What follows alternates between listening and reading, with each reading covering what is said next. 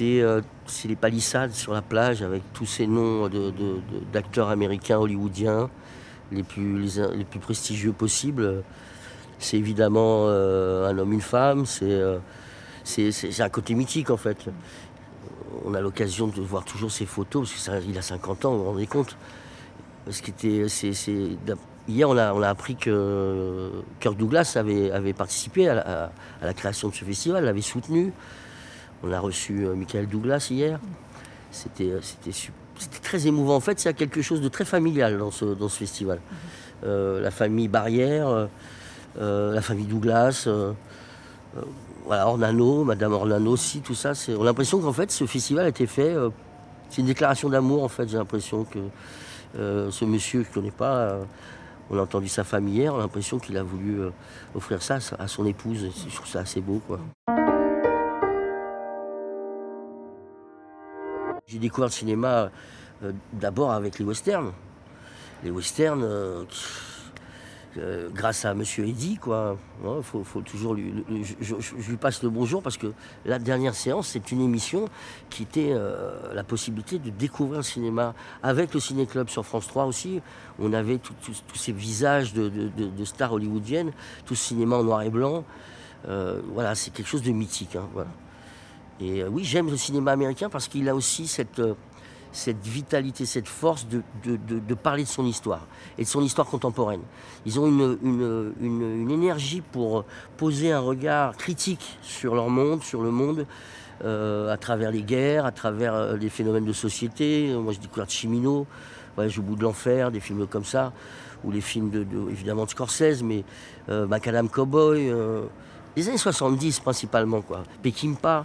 Sam Peckinpah, les films avec Steve McQueen, vous voyez, cette stylisation de la violence, les films de Léon aussi, sa trilogie, et surtout Était une fois dans l'Ouest, qui parle de la fin d'un monde. Qu'est-ce que je vous dis, c'est quand même quelque chose de fascinant, en fait, de pouvoir chaque fois regarder, de prendre l'histoire en face. Ce soir, cet après-midi, on a vu un film qui parlait des migrants qui traversent, qui partent de Syrie pour aller en Grèce. Oui, voilà, c'est un film américain qui va traiter de ce sujet-là avec beaucoup de force et de vitalité. On a vu un film sur le monde de la prison, un regard encore très original. Je sais pas, voilà, c'est vivant en fait, c'est un cinéma extrêmement vivant. Oui, j'aimerais bien faire un western, mais qui soit lié à mon histoire, ouais, qui soit lié à l'histoire de France. Je peux pas aller jouer. Vous n'allez pas m'appeler Steve. Vous n'allez pas me mettre sur un cheval et ouais, ça va être ridicule si je parle. Non, j'aimerais trouver une histoire. Et d'ailleurs, si on s'intéresse à l'histoire, on s'aperçoit qu'il y a énormément de Français qui ont immigré aux États-Unis, des bergers. Donc voilà, si on gratte un peu, on peut trouver justement un lien avec des Français qui ont migré là-bas. Vous voyez, bon, la Nouvelle-Orléans, évidemment, mais c'est bien d'associer cette histoire-là. J'ai vu Soleil Rouge il n'y a pas longtemps. Bon, c'est pas vraiment ça, mais ils ont intégré un Japonais dans l'histoire.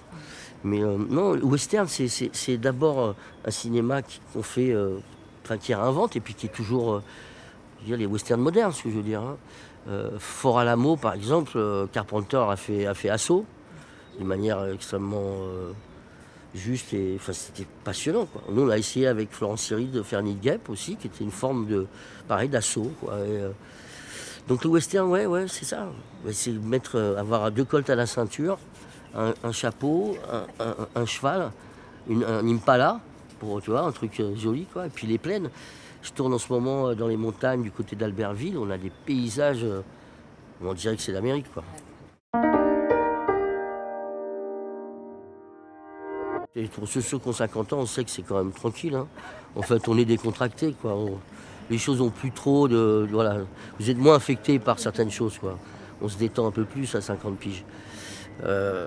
Non, qu'est-ce que je souhaite? Moi, je souhaite déjà qu'on ait une belle édition, voilà, qu'on fasse une cinquantenaire et qu'on ait des beaux films encore à découvrir.